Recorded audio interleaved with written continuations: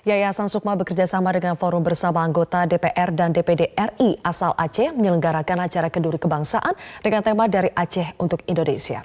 Untuk mengetahui makna kenduri yang dihadiri oleh Presiden Republik Indonesia Joko Widodo, telah bergabung bersama kami Direktur Eksekutif Yayasan Sukma, Ahmad Baidowi, langsung dari Biren, Aceh. Assalamualaikum, selamat malam Pak Baidowi. Waalaikumsalam Zilvia, apa kabar? Baik, Pak Baidowi, apa sebetulnya tujuan utama digelarnya acara kenduri kebangsaan di Aceh oleh Yayasan Sukma dan juga Forum Bersama Anggota DPR DPD asal Aceh? Ya, saya kira masyarakat umum di Aceh sekarang sudah menyadari bahwa kegiatan dari kenduri kebangsaan ini adalah murni untuk merekatkan kembali tali-tali silaturahmi yang sempat tercerai-berai lah oleh kondisi tertentu karena pilpres dan lain sebagainya. Ini tadi dihadiri oleh lebih kurang dari 23 kabupaten kota yang ada di Aceh. Representasinya mereka datang, ada bupati, ada wali kota, dan semuanya menurut kami di sini tadi dalam penglihatan kami ini suasana yang luar biasa. Jadi mereka sama-sama bertukar, bersilaturahim. Jadi inti dari semuanya dari kenduri ini adalah bagaimana seperti tadi kita katakan ingin merekatkan kembali nilai-nilai keacehan, keislaman dan juga keindonesiaan. Nah, tiga nilai ini saya kira itu diletakkan, misalkan kalau kita dengar tadi sambutan dari Pak Surya Paloh, sambutan dari Presiden Joko Widodo, itu memang mewakili sekali jika Pak Surya misalkan memberikan pesan betapa pentingnya membangun kebersamaan. Jadi ada aspek mental di situ. Pak Joko Widodo memberikan masukan bahwa pembangunan fisik juga tidak kalah penting gitu untuk menyatukan masyarakat Aceh gitu. Oke, Pak, tadi dibahas soal bagaimana membangun semangat keacehan, keislaman dan juga keindonesiaan. Apakah dalam forum ini juga sudah ditemukan atau sudah disampaikan formulanya untuk membangun semangat kembali keacehan, keislaman dan keindonesiaan itu seperti apa? Baik, saya kira dari awal kami menyadari nih antara Yayasan Sukma yang sudah berkiprah 14 tahun di Aceh dan juga Forbes, Forum Bersama Anggota DPR dan DPD RI asal Aceh ini, kita menyadari bahwa benang merah antara keislaman, keacehan dan keindonesiaan itu adalah masalah pendidikan. Kenapa? Misalkan IPM ini di Aceh masih tergolong rendah, kemiskinan masih termasuk tinggi. Jadi antara kesejahteraan dan pendidikan ini kan berkelindan menjadi satu. Kalau tidak ditangani secara bersama ini agak riskan gitu ya.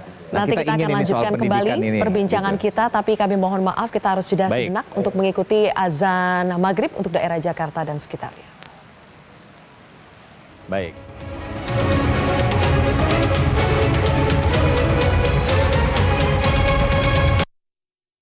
Baik, pemirsa, kami kembali melanjutkan perbincangan bersama dengan Direktur Eksekutif Yayasan Sukma, Bapak Ahmad Baidowi.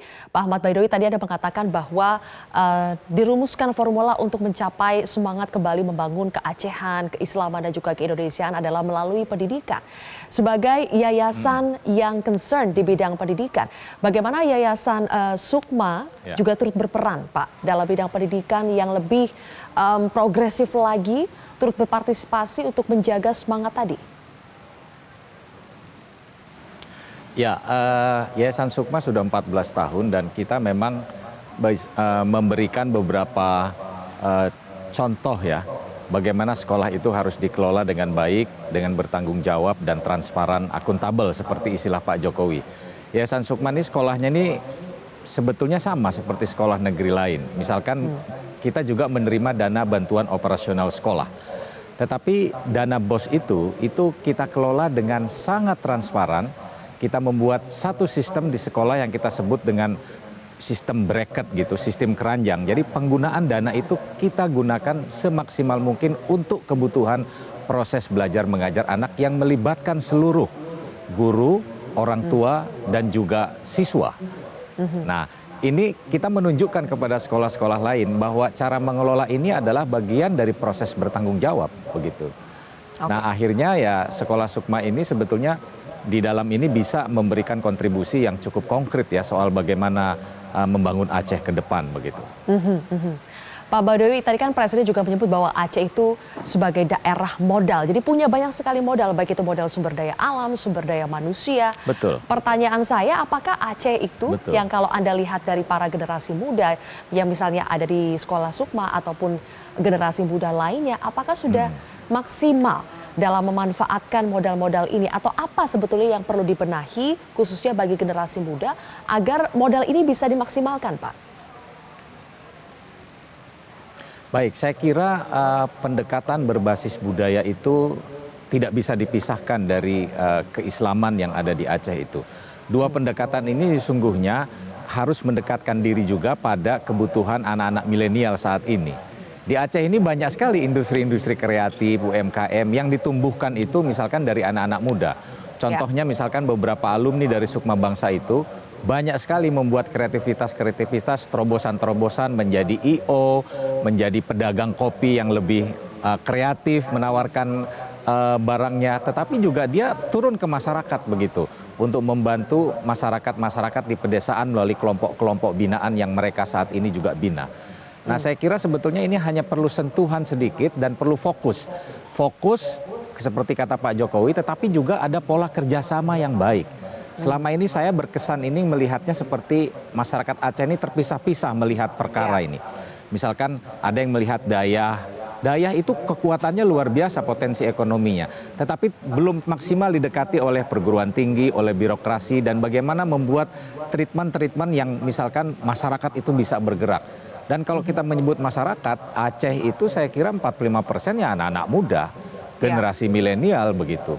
Yang semuanya itu punya kreativitas yang luar biasa. Yang salah satu yang muncul misalkan di dalam yang kita saksikan di dalam kenduri kebangsaan ini, itu hampir semua pemilik kopi-kopi mobil begitu. Ada beberapa di sini kegiatan-kegiatan yang menggambarkan kreativitas itu anak-anak muda yang mengelola itu.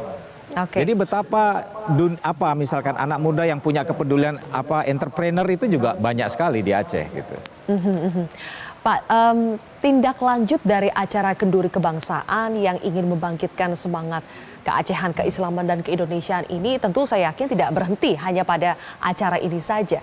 Bagaimana terus meneruskan semangat ini ke kehidupan masyarakat sehari-hari, ataukah ada rencana besar lainnya sebagai tindak lanjut dari acara kenduri kebangsaan ini? Saya kira ada dua hal pokok yang tadi di dalam kenduri kebangsaan itu dinyatakan. Yang pertama oleh gubernur. Sebagai PLT gubernur sekarang, Pak Nova Iriansyah itu dengan sangat gamblang memaparkan apa sebetulnya kebutuhan-kebutuhan yang bisa atau program-program yang bisa dilaksanakan dalam 1-2 tahun ke depan ini. Dan itu direspon positif oleh Pak Jokowi saya kira. Ini dari segi governance, kritik Pak Jokowi soal good governance itu saya kira harus menjadi concern perhatian semua penyelenggara negara dari provinsi sampai dengan kabupaten kota.